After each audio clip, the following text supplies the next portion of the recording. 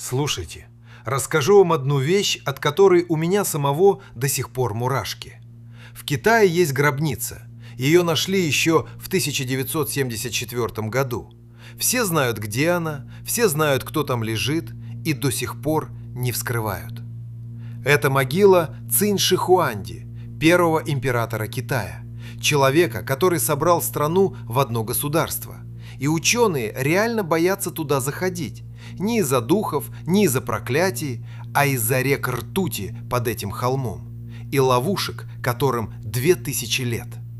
И вот тут я задаю себе один вопрос. Сколько еще таких мест по Китаю?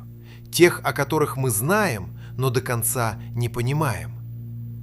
Ответ простой. Десятки. Все говорят про Египет, про майя, про Шумер, а Китай как будто остается в стороне. И это, честно говоря, странно, потому что по уровню инженерии, по сложности государства, по глубине традиции он стоит рядом с любой великой цивилизацией, а кое в чем впереди. Сразу предупреждаю, никаких инопланетян, никаких тайных орденов, никакой запрещенной науки. Это легкий путь, и он мне не интересен. Меня интересует другое. Реальные находки, о которых до сих пор спорят серьезные ученые. Сегодня разберем 8 таких загадок. Терракотовая армия, императорские пирамиды, запретный город, пещеры Дуньхуана, древний сейсмоскоп, Великая стена, затопленный город Шичен и странные круги, которые видно только с воздуха. И начнем с места, где история смотрит вам прямо в глаза. Тысячами глаз, и ни одна пара не повторяется. 1974 год. Провинция Шэньси. Несколько крестьян копают колодец. Им просто нужна вода. И вдруг лопата упирается во что-то твердое. Глиняная голова. Вот так, без академиков, без экспедиций, нашли терракотовую армию. Личную гвардию первого императора Китая. Сейчас под землей насчитали больше 8000 фигур. Пехота, лучники, офицеры, колесницы, лошади. И вот тут начинается то, что меня лично цепляет. Лица. Они все разные. Разные черты, разные прически, разный возраст. Даже усы разной формы. Это не штамповка. Это портретная работа на промышленном масштабе. И знаете, что я думаю? Главный вопрос не как они это сделали. Технологию мы примерно понимаем.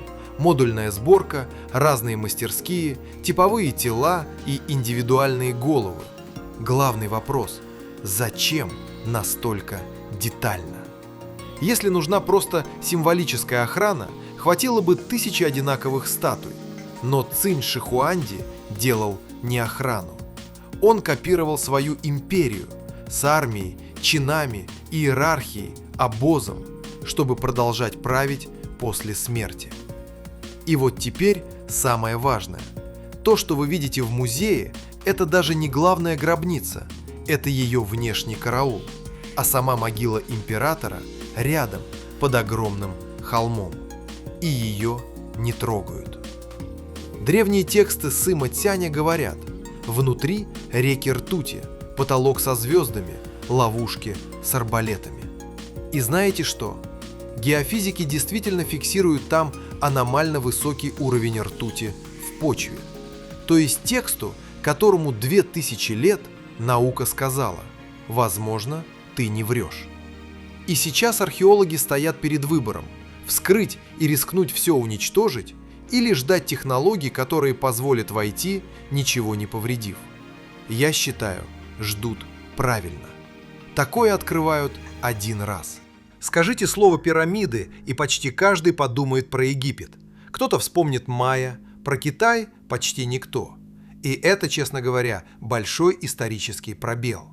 Потому что в районе города Сиань стоят десятки огромных пирамид.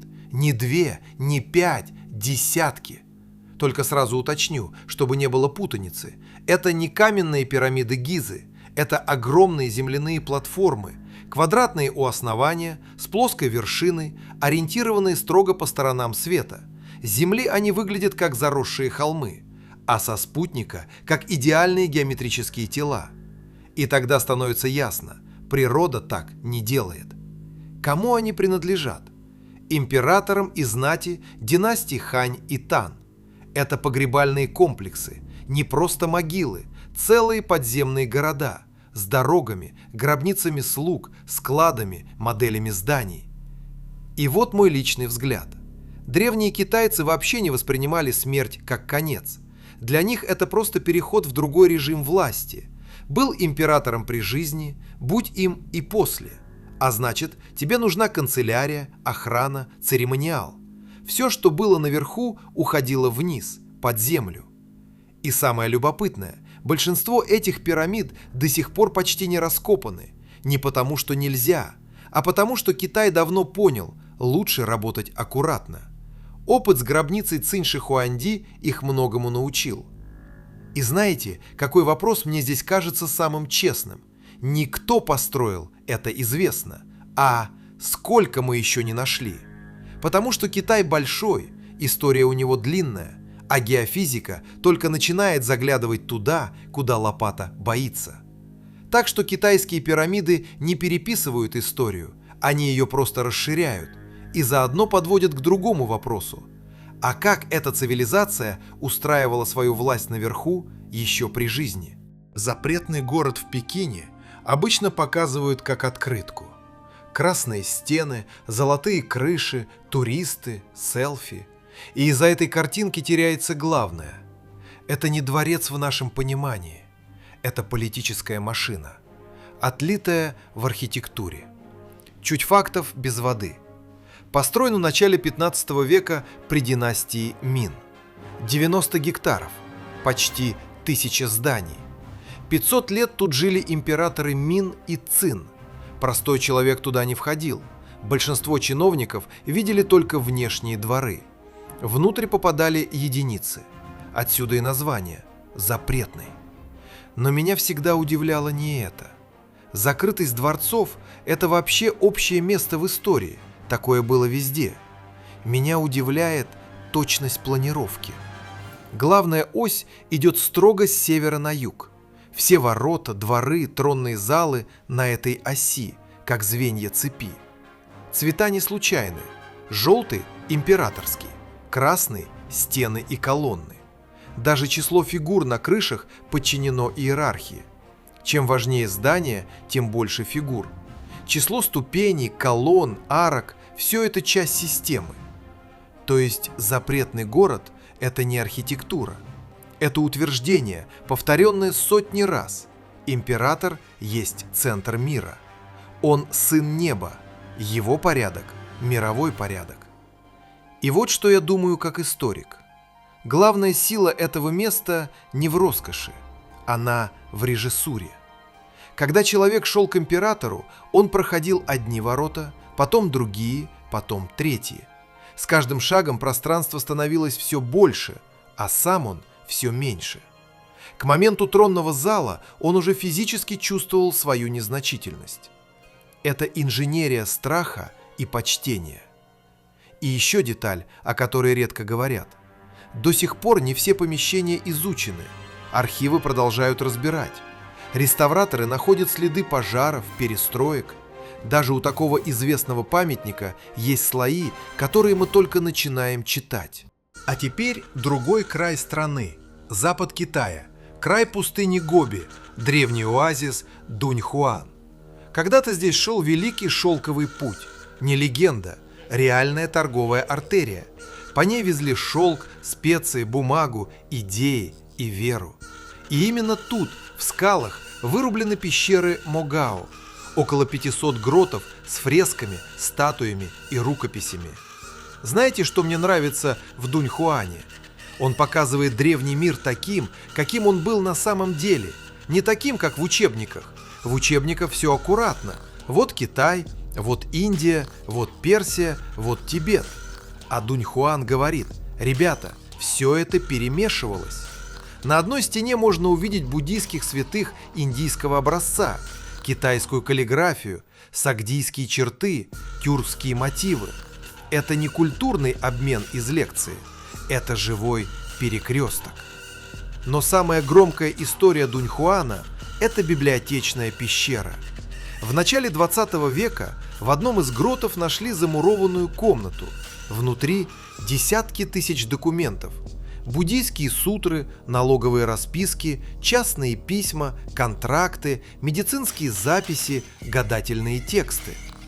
Это не просто религиозный архив, это полный срез повседневной жизни нескольких столетий, законсервированный в камне. И главный вопрос, на который у науки до сих пор нет единого ответа – зачем ее замуровали?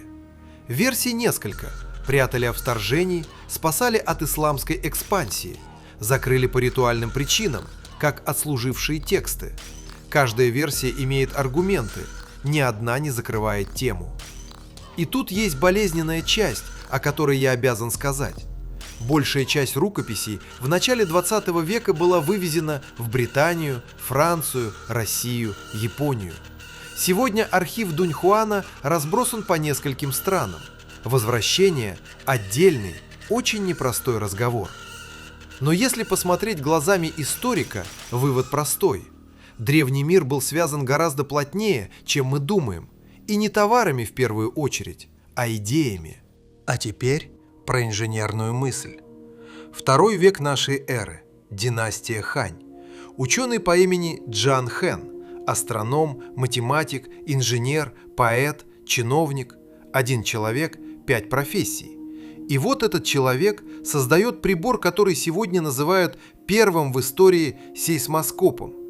Сразу уточню термин, чтобы не было путаницы. Сейсмограф пишет график колебаний, сейсмоскоп нет. Он только сообщает, где-то произошло землетрясение и вот направление. Прибор Джан Хэна был именно сейсмоскопом. Описание такое. Большой бронзовый сосуд, по окружности 8 драконов. У каждого в пасти шарик. Под каждым драконом бронзовая жаба с открытым ртом. Когда где-то далеко происходит толчок, внутренний механизм срабатывает. Один из драконов разжимает пасть. Шарик с громким звоном падает в рот жабе. Потому какой дракон сработал, определяли направление. И тут начинается честная часть. Оригинал не сохранился. Мы знаем о приборе по китайским хроникам, в первую очередь по Хоу Хань Шу. Современные реконструкции спорные. Часть инженеров считает, что внутри был перевернутый маятник, который смещался при толчке. Другие говорят, описанная чувствительность преувеличена. Но вот что важнее любого спора. В тот момент, когда большая часть мира объясняла землетрясение гневом богов, китайский ученый задал инженерный вопрос: можно ли поймать сигнал природы прибором? И построил устройство, которое пыталось это делать. Зачем это нужно было империи? Очень практично. Китай – сейсмически активная зона. Если в далекой провинции катастрофа, столице нужно знать раньше, чем приедет гонец, чтобы отправить зерно, войска, чиновников. То есть прибор был не игрушкой философа, это был элемент государственного управления. И в этом весь Китай той эпохи. Гробницы, дворцы, армии, да. Но рядом всегда есть инженер, который пытается превратить хаос в данные. Теперь к самой известной постройке Китая – Великая Стена. Самый узнаваемый объект страны и, наверное, самый замифологизированный. Поэтому давайте я сразу уберу два главных мифа. Миф первый. Это одна стена, которую построил один император. Нет, это не одна стена. Это система укреплений, которую строили, разрушали, перестраивали и удлиняли больше 2000 лет при разных династиях. То, что туристы фотографируют рядом с Пекином, это в основном работа эпохи Мин, 14-17 век. А ранние участки уходят еще в эпоху воюющих царств. Миф второй. Ее видно с Луны невооруженным глазом. Нет. Это красивая фраза из школьных учебников, но физически это невозможно. С низкой орбиты при определенном освещении некоторые участки можно различить. С Луны нет. Космонавты это давно подтвердили. А теперь к главному. Что такое Великая Стена по функции? Если коротко, это не забор. Это система контроля границы. Сама стена была только одним элементом. К ней прилагались сторожевые башни, гарнизонные крепости, сеть сигнальных огней, дороги для переброски войск, таможни, склады зерна. Враг еще не подошел, а сообщение о нем уже неслось по линии огней, со скоростью, фантастической для того времени. И второй слой, о котором редко говорят.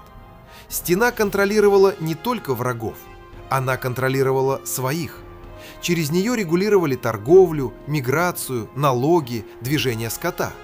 Это была граница в полном смысле слова, не линия на карте, действующий аппарат. Технически стена тоже разная. Где-то камень и кирпич, где-то утрамбованная земля, где-то тростник и глина. Объяснение простое – логистика. Вести камень за 1000 километров невозможно. И честный финал. За каждым красивым кадром стоят миллионы людей и тяжелый принудительный труд. Поэтому слово «чудо света» к ней, на мой взгляд, плохо подходит. Это памятник государственной воле, со всеми ее плюсами и минусами. А теперь история совсем другого рода. Провинция Чжэцзян. Озеро Цянь-Даоху. Озеро Тысячи островов. Красивое туристическое место. Только мало кто из туристов знает, что под водой на глубине около 40 метров лежит целый древний город. Шичэн – город льва. Возраст около 1500 лет. И самое странное в этой истории – Шичэн не погиб в катастрофе, не утонул при наводнении, не пропал в древности. Его затопили совершенно сознательно. В 1959 году при строительстве гидроэлектростанции долину перекрыли плотиной, людей переселили, а город просто оставили под водой. Представьте масштаб. Каменные арки, 5 городских ворот, мощенные улицы, резные плиты, храмы, жилые кварталы. Около 300 тысяч человек переселили, и все это ушло под воду, не разрушенным, а почти целым. И парадокс в том, что вода, которая обычно разрушает камень за десятилетия, здесь сработала наоборот. Холодная пресная вода, нет кислорода у дна, нет туристов и вандалов, и город законсервировался. Когда в 2001 году туда отправили дайверов, они увидели то, что почти невозможно увидеть на поверхности. Резные драконы, фениксы, надписи династий Мин и Цин в идеальном состоянии, будто их закрыли вчера. И вот мой главный вопрос. Шичэн – это не мистика, не древняя катастрофа, не загадочный потоп. Это решение конкретного государства на конкретном заседании в конкретном году. И оно стоило стране целого древнего города. И тут возникает неудобная мысль. Сколько таких шиченов исчезло по всему миру в 20 веке? Не от войн, не от времени, а из-за плотин, водохранилищ, мегапроектов. Очень много. Просто Шичэн остался под прозрачной водой, а значит, его видно. Большинству других не повезло. И когда смотришь подводные съемки этого города, ловишь странное чувство. Он не выглядит мертвым. Он выглядит как человек, который задержал дыхание и ждет. И последняя загадка из нашей восьмерки. Когда у археологов появились нормальные спутниковые снимки и дроны, в Китае случилась маленькая революция. Объекты, которые с Земли выглядят как обычные холмы и заросли, с воздуха показывают совсем другую картину. Круги, квадраты, прямые линии длиной в километры, геометрия, которую природа просто не делает. И тут я хочу быть честным до конца. Интернет на эту тему уходит в полный отрыв. Тайные базы, древние технологии, следы неизвестной цивилизации. Звучит интересно, но к науке отношения не имеет, поэтому давайте отделим зерна от шума. Часть древних городов и крепостей.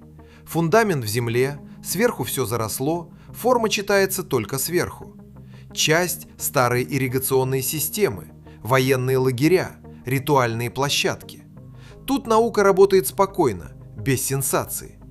Но есть и другая категория – структуры, у которых назначение пока не определено. Слишком мало раскопок, слишком мало артефактов, слишком много слоев друг на друге. Эти объекты остаются в графе «требуют уточнения». И знаете, что мне здесь интересно? Не сама форма круга. Круг есть в любой древней культуре. Меня интересует мышление. Древние китайцы строили не зданиями, они строили ландшафтом. Гора входила в композицию, река тоже. Стороны света обязательно. Все собиралось в одну схему, как партия в Го. И в этом, по-моему, главное отличие Китая от других цивилизаций. Там пространство никогда не было пустым местом. Оно было схемой отношений. Между небом и правителем, между живыми и мертвыми, между столицей и окраиной. Поэтому, когда мы видим со спутника странную геометрию, это не следы пришельцев.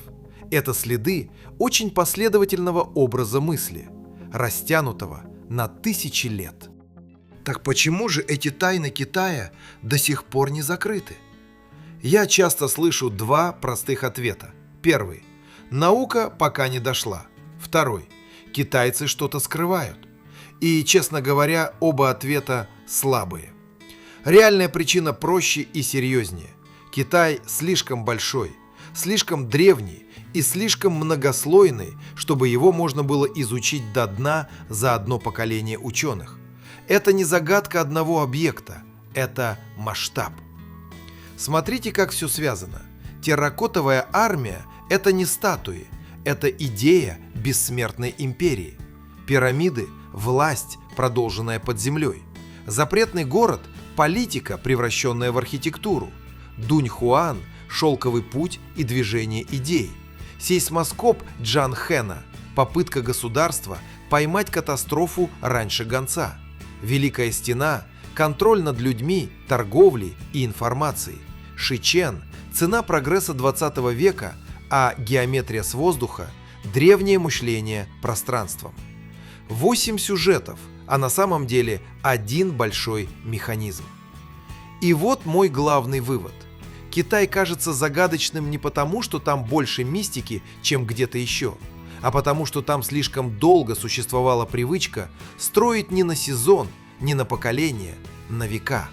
Когда цивилизация мыслит такими длинными отрезками, у нее неизбежно накапливается то, что одно поколение исследователей просто не успевает разобрать. Мы, современные люди, любим быстрые ответы. Что это? Кто построил? Зачем? Но Китай редко отвечает одним словом. Он отвечает системой. Вырвешь объект из контекста, выглядит как сенсация. Поставишь на место, понимаешь. Это часть огромного целого. Именно поэтому главная гробница Цинь-Ши-Хуанди все еще ждет своего часа. Именно поэтому Дуньхуан продолжают изучать. Именно поэтому спутники находят новые линии, а археологи спорят о старых датировках. История Китая не закрытая книга. Это архив, где многие страницы еще даже не открыты. Если разбор был полезен, поставьте лайк. В комментариях напишите, какая тайна задела сильнее всего. И подпишитесь. Впереди еще много мест, где история не сказала последнего слова. Спасибо, что были со мной до конца. Берегите любопытство. Именно с него начинается настоящая история. До встречи в следующем видео.